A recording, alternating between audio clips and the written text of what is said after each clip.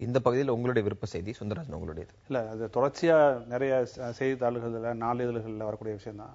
யானைகள் ஊருக்கு புகுந்த அட்டகாசம், சிறுத்தைகள் ஊருக்கு புகுந்த அட்டகாசம் தொடர்ச்சியாக வரக்கூடிய செய்தி. அது ரொம்ப ஒரு தவறான ஒரு பார்வை. அது எந்த யானையும் நம்மளுடைய வாழ்விடங்கள் நோக்கி வர்றதில்லை. நம்ம தான் அவங்களோட வாழ்விடங்கள் நோக்கி போய் ஆக்கிரமிச்சு அவங்கள நம்ம கிராமங்களுக்குள்ள வர வைக்கிற மொழியா எந்த யானையும் அவங்கள வரதில்லை. ஒரு யானைக்கு ஒரு நாளைக்கு ஒரு 200 to 250 கிலோ உணவு தேவை, ஒரு 150 லிட்டர் தண்ணி தேவை. அது ஒரு பாட்டு ஒரு நாளைக்கு ஒரு 40 to 60 கிலோமீட்டருக்கு பயணம் போயிட்டே இருக்கும். எலிஃபென்ட் கார்டர்னு அதுக்கு பேர், யானை வழித்தடங்கள்.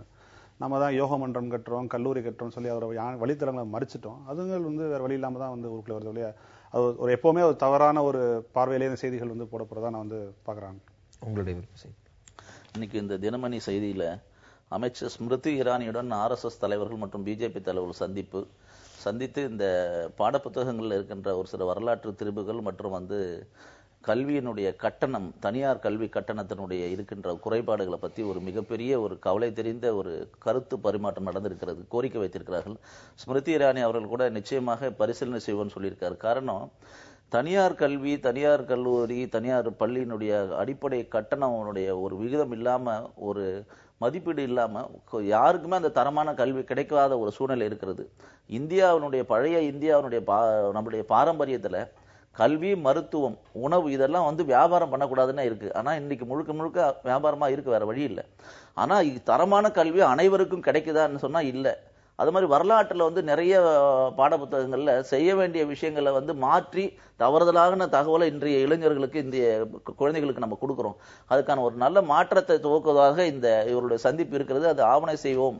அந்த கல்வி கட்டணத்துல ஒரு வரைமுறையை கொண்டு அனைவருக்கும் தரமான கல்வி கிடைப்பதற்கான ஒரு ஏற்பாடு இதுதான் நாங்க ஆரம்பத்தில் சொல்லிட்டு வரோம். இது ஒரு முதல் முயற்சி. இந்த மருத்துவத்துறையிலும் கல்வித்துறையிலும் உணவு உற்பத்தி துறையிலும் நம்ம என்னைக்கு தண்ணீர் வைப்போமோ அப்பதான் நம்ம ஒரு நல்ல நாடாக வெற்றி பெற முடியும்.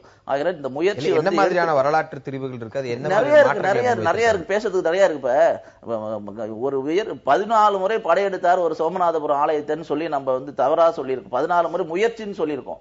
ஆனா அது கொள்ளையடிக்கப்பட்டிருக்கிறதுன்றது நம்ம அதை மறத்து இருக்கிறோம். அதாவது முயற்சிக்கான ஒரு உதாரணமாக 14 முறை படையெடுத்தார்னு சொல்றோம். ஆனா 14 முறையும் படையெடுத்து இங்க இருக்கிற பொண்ணும் பெண்ணும் அதற்காக தான் படையெடுத்து வந்திருக்காங்கன்றது தான் உண்மை. அதான் நம்ம திருத்தி சொல்லியிருக்கோம். நிறைய விஷயங்கள் மெக்காலா கல்வி முறை வந்த பிறகு நமக்கு எந்த கல்வி முறை தேவையோ அந்த கல்வி முறைக்கு எதிரான கல்வி முறை வந்ததுனால இன்றைக்கு வேலை வாய்ப்பை நோக்கிய கல்வி முறையாக மாறிவிட்டதுனால இந்த அளவுக்கு முன்னேற்றம் இல்லாத, எவ்வளவு மனித வளம் இருந்தாலும், அந்த ஹியூமன் ரிசோர்ஸ் டெக்னாலஜி இருந்தாலும், குருகுலத்தை நோக்கி கல்வி முறை நம்ம பிரெயின் ட்ரெயின் இன்னைக்கு வந்திருக்குன்னு நம்ம கவலைப்படுறோம். நம்மளுடைய பிரெயின் எல்லாம் இந்தியாவுக்கே பயன்படணும் என்று சொன்னால் இந்திய வாழ்வாய் முறையான ஒத்த ஒரு கல்வி முறையும் அவசியமாக இருக்கிறது. மட்டும் பார்த்த ஒரு கல்வி முறை, வெறும் பொருளாதாரத்தை மட்டும் நோக்கிய ஒரு கல்வி முறையாக இருந்தால் நிச்சயமாக மீண்டும் மீண்டும் மன அழுத்தத்திற்கும் மற்ற விதமான பிரச்சனைகளுக்கும் தான் அது காரணமாக இருக்குமே தவிர வாழ்வையினுடைய ஆதாரத்தை வளர்த்துவதாக அது இருக்காது. இன்னைக்கு மெக்காலே கல்வி முறையில பல விஷயங்கள் தவறான விஷயங்கள் இருக்குது. கல்வி சொல்லித்தரப்பட்ட கல்வியில நிறைய சிக்கல் இருக்கதா மாட்டுக்குது. ஆனால் அந்த முறை வந்ததுக்கு அப்புறம் தான் அந்த குலக்கல்வி, குருகுல கல்விங்கிற விஷயம் உடைக்கப்பட்டுச்சு. எல்லாருக்கும் கல்வியான விஷயம் அந்த மெக்காலே கல்வி திட்டம் கொண்டு வந்தது. அதாவது சொல்லித்தர பாடம் நமக்கு நிறைய சிக்கல் இருக்கு.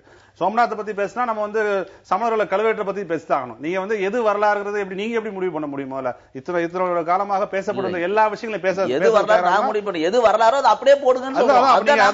சமணர்கள் கல்வெட்டை பேசுறாங்க. நீங்க எப்படி பெருங்குறள் உருவாச்சு, யார் உள்ள வந்து பேசுறாங்க? குருகுலத்துல எந்த ஊர்ல உங்களுக்கு குருகுலத்துல ஒருத்தவங்களுக்கு மட்டும்தான் கல்வி எந்த ஊர்ல இருந்தது? எல்லா ஊரும் இருந்துச்சு. சத்திரியனும் போனா, அரசனும் போனா, விவசாயியும் போனா, வேளாண்மையும் போனா, வைசியனும் போனா, எல்லா ஊர்லயும் இருந்திருக்கிறது. ஒரு விரலை தெரியாம பாடப்படுறதுக்காக ஒரு விரலை கேட்டதுக்காக புராணங்களை படிச்சிருக்கோம். இதெல்லாம் சும்மா பேசுறது 100 விஷயம். யானையை தடை பார்த்த மாதிரி நீங்க பேசுறதுல அர்த்தம் இல்ல. ஏற்கனவே இருந்தது சமுதாய ஒற்றுமையுடன் கூடிய கல்வி, அவனுடைய வாழ்வை முன்னேற்றுவதற்கான அவனுடைய ஆன்மாவுடன் கூடிய கல்வி. அது இல்ல என்றுதான் நாங்க சொல்றோம். இல்ல நிச்சயமாக கிடையாது. நிச்சயமாக மெக்காலே கல்வி முறையில் நிறைய குளறுபடிகள், வெறும் குளறுபடி தான் இருக்கு சொல்லாங்க. ஆனால் அந்த கல்வி கற்பிக்கின்ற முறை இருக்குல்ல, அதாவது ஒரு எல்லாத்துக்குமான கல்வி, எல்லாரும் சமமான கல்வி, அது நிச்சயமாக மெக்காலே கல்வி திட்டம் அறிமுகப்படுத்தி தான் நம்ம நாட்டில். அது மறுக்கவே முடியாது நம்மளால. நம்ம நாட்டுல என்றைக்குமே எதை பத்தியும் பாகுபாடு பார்த்து கத்துக் கொடுத்தது இல்ல. சத்திரியனும் சரி, வைசியனும் சரி, வேளாணும் அனைவரும் சேர்ந்து குருகுலத்துல ஒன்னா தங்கி அந்த பிரிவினை இல்லாம அந்த துவேஷம் இல்லாம பழகின நாடுதான் நம்ம நாடு. அடிப்படை விஷயம் நம்ம மறந்துட்டதுனாலதான் இன்றைக்கு மெக்காலா வர்ணாசிரம கோட்பாட்டுல முதல் படியில யாராவது மனால் ராவ் ஆளா காமிச்சிருங்க. எங்க வர்ணாசிரமம் வந்து ஒரு இல்லாத விஷயத்தை நீங்க வந்து ஒரு வர்ணாசிரம கோட்பாட்டுல முதல் நிலைக்கு ஒரு ஆளு மலால் ஒரு ஆளை நீங்க காமிச்சு நீங்க சொல்ல நான் ஒத்துக்கிறேன். என்ன சொல்றேன், அவனுடைய செய்யும் தொழில் அவனுடைய வர்ணாசிரமம் கிடையாது. நீங்க கற்பித்த அந்த கோட்பாடுகள் அவ்வளவு மண்ணுக்கு எதிரானவை. வெளிநாட்டுல இருந்து வந்த விஷயம் நீங்க ஒத்துக்கோங்க. நிச்சயமா கிடையாது. இந்த மண்ணுக்கு யாரும் வெளிநாட்டுக்காரங்க கண்டுபிடிக்க வேண்டிய கற்றுக் கொடுக்க வேண்டிய அதுக்கான நேரம் இல்ல. இந்த நாட்டுக்கு ஏற்கனவே இருக்கிறது ஒற்றுமை, வேற்றுமையில் ஒற்றுமை, அனைவரையும் சமமாக பாவிக்கக்கூடிய தன்மை, சமூக ஒற்றுமை எல்லாம் ஏற்கனவே இருக்கிறது. யாரும் வந்து புதுசா கத்துக்கணும்னு அவசியம் இல்லை. அதை சிதைப்பதற்கு தான் இவர்கள் முயற்சி செய்யறார்கள். அப்பெல்லாம் யாருங்க பண்ணல. இந்த எது ஒற்றுமை, யார் ஒன்னா இருந்தாங்க விஷயம் எல்லாத்துக்கும் தெரியும்.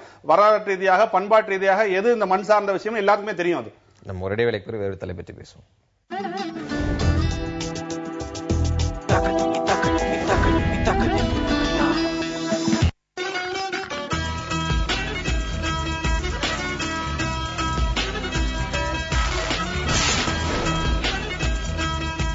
Stop, Karan.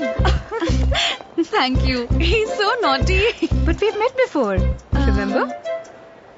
Remember now? Murugappa. Oh, Chula MS. Health insurance is also a part of Murugappa. Yes, it is. I hope your second one is not as naughty as this one. Bet we've met. Murugappa. நீங்க எப்படி இருக்கணும்? சேவகனா?